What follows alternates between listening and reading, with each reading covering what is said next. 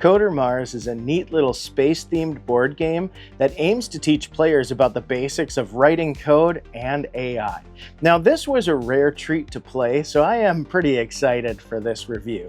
Let's get started with the box and cover art. Now, the cover art's relatively simplistic, but it does an excellent job conveying what the theme of the game is, which is, of course, Mars exploration.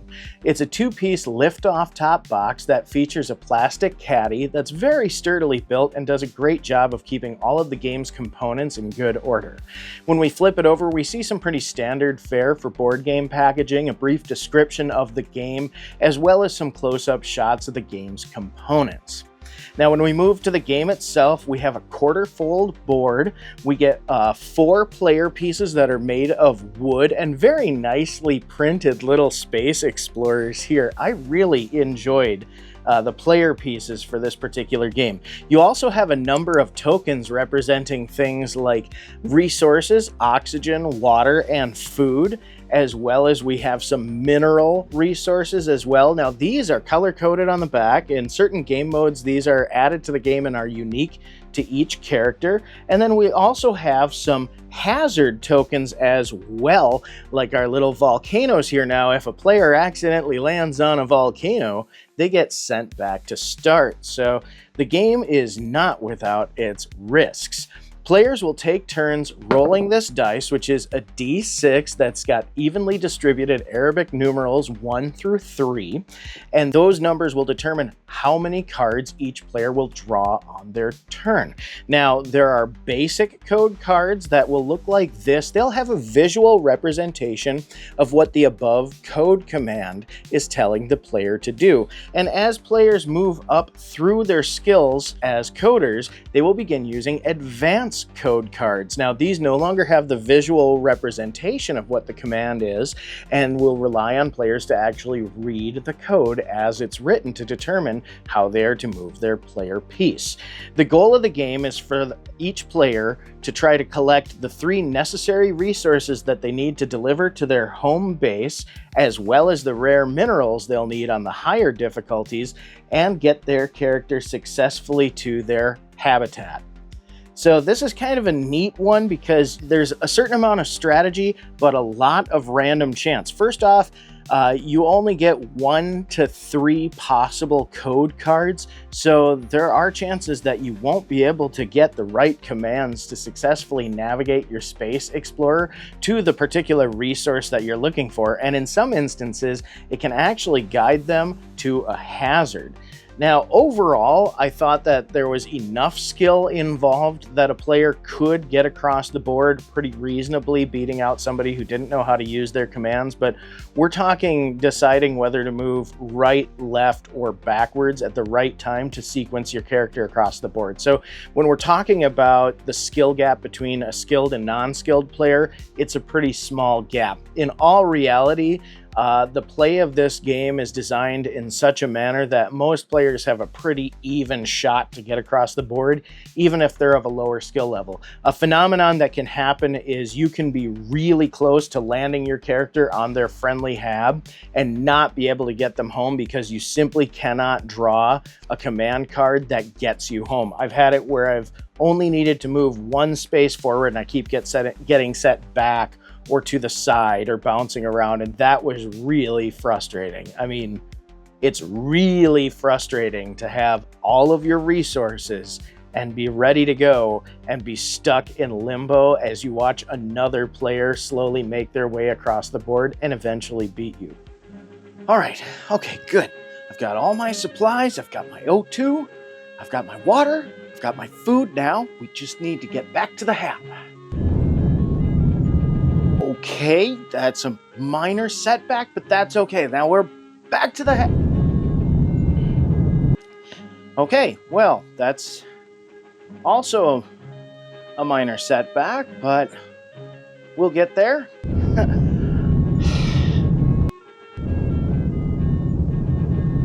Excuse me.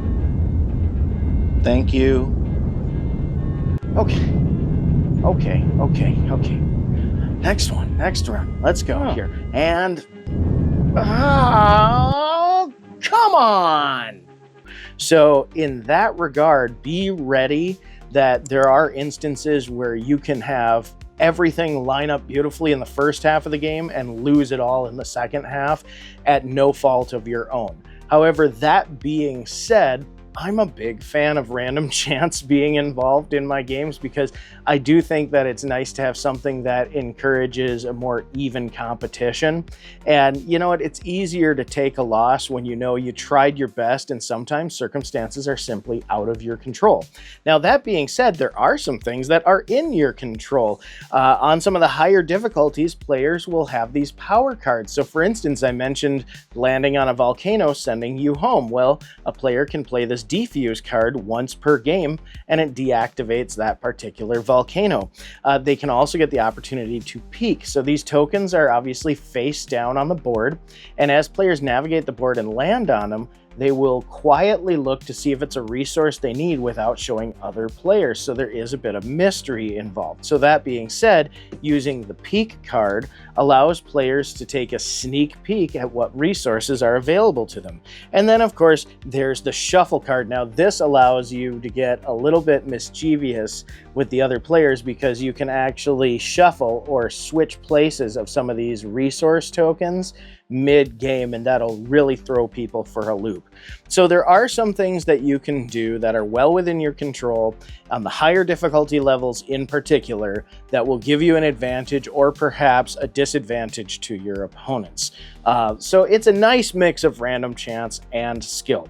As far as teaching people the basics of AI and code, the way I would look at it is it teaches people code literacy first and foremost. I like that each one of these cards has the code for its given command, whether it's a basic or an advanced command. So it does teach you some real simple coding tricks, but it doesn't actually, I wouldn't say like when you're playing this game, I wouldn't expect somebody to play this game for a few hours and then be able to get up and successfully write code, but I do believe that they would have a better understanding of the code that they were seeing on the screen in front of them. And in that regard, I think that this is an excellent entry point for people in learning the language of computers.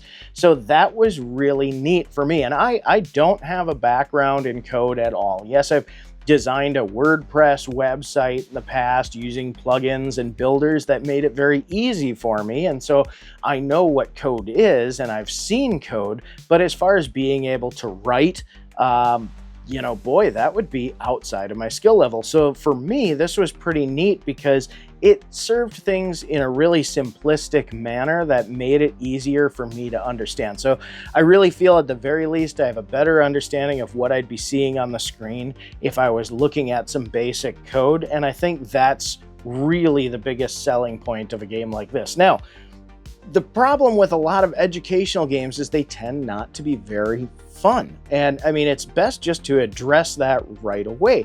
I actually thought this was quite a bit of fun, but I didn't like it so much on the basic levels. Now, the way that this game is broken down, and we can have a look at the rule book here because this will help. We have an almost 30-page rule book here. The 29th page is blank. It's quite a bit. First off, the print quality is great. This is a nice saddle-stitched, stapled, full bleed, full color print, very nice, heavy sealed paper. So, I mean, this is, if there's a rule book that's gonna last, this is it. So very nice quality. And I want to say across the board, the quality of the parts is very good. These are not linen cardstock cards, but they're pretty decently snappy. They're actually firmer than the Mattel name brand Uno cards I got recently. So I do want to put out there, this is an independently published board game, and all of the components actually are quite nice. You have the little cardboard tokens. The die has a really nice feel to it. So the box is great, comes with an organizer. When we hop into this rule book now, like I said, boy, there's a lot to it and it seems awfully daunting, but one thing I will say is it's extraordinarily thorough. There are lots of visual representations of the components as well as how all of the commands work. So if you're having a hard time reading these code commands on the advanced code cards, the rulebook does an excellent job of translating everything for you. And the game is broken down into 3 basic phases, each with its own difficulty or 2 difficulty levels. So there's basic training, which comes in the basic level, and then an advanced basic training, and that teaches you how to play with just these command cards and resources on the board. You're not playing with all of the extra trappings like your player-specific minerals or your skill cards or anything like that. And then as you work your way up through the 3 different difficulties, eventually you get to full throttle, which is where everything is implemented. You get the power cards, you get the resource cards, you get the mineral cards, you have location cards here. So how I determine where player-specific minerals are is players will draw these cards or be dealt these cards at the beginning of the game, and then their minerals will be placed in specific spots on the board. And so, for instance, once you're at the higher difficulty, a player must collect all 3 resources and their 2 player-specific mineral tokens before reaching their hab to win the game. So it does a good job in building up the player's skill through multiple different game types as you work your way through it, all of which culminating in the complete game. So in this instance, you're actually just simply adding features of the game until players are getting comfortable using them, which is really nice because that helps it appeal to the younger players. Because I would say with a game setup like this, would a 6-year-old be capable of playing the game? Absolutely. I definitely believe a 6-year-old could play this game. Now, that being said, not every 6-year-old is going to have the focus for learning this game at first. So starting on the basic levels will really help. So I thought that Coder Marz was an excellent little entry in the Coder series. I particularly enjoy the theme, and I actually thought all of the game components were very well made, and clearly this game will stand the test of time. It has a nice scale to the box, so very small shelf-friendly footprint, and I love the organizer caddy. So overall, I think that this is an excellent value, and in particular, I feel like the theme is a great draw. Mars exploration is really popular as far as, now we're looking at sending people to Mars for real. When I was growing up, that was science fiction. Now it's getting to be science fact, and this is a great way to draw interest into code and STEM subjects that might propel somebody into a career in space exploration themselves. So, a wonderful theme that goes with an interesting educational game.